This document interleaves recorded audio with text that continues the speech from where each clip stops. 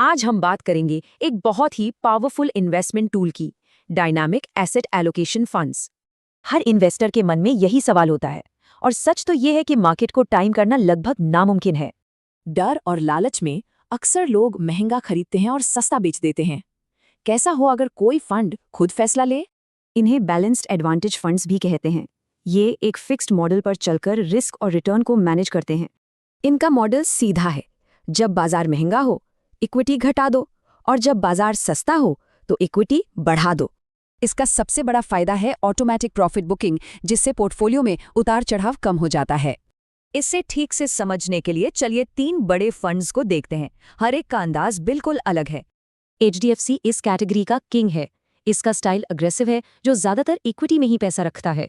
Baroda BNP एक नया challenger है। ये अपने खास मॉडल से बाजार में तेजी से बदलाव करता है। और फिर है ICICI, जो सबसे पुराना और सेफ प्लेयर है। ये पैसा बचाने पर ज्यादा ध्यान देता है। तो चलिए अब देखते हैं कि इन अलग अलग स्टाइल का असर असल में परफॉर्मेंस पर कैसा पड़ता है।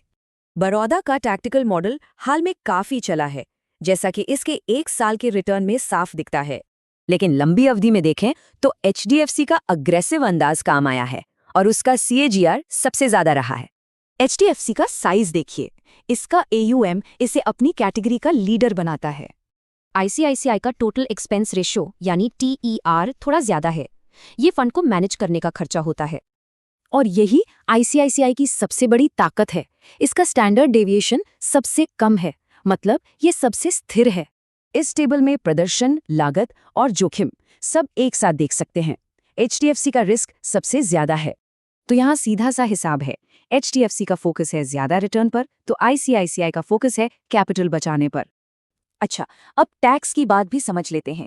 इन फंड्स पर आमतौर पर इक्विटी वाला टैक्स ही लगता है। एक छोटी सी टेक्निकल बात, ट्रैकिंग एरर की जगह फंड की स्थिरता देखने के लिए स्टैंडर्ड डेविएशन पर ध्यान दें। तो कोई एक बेस्ट फंड नहीं होता।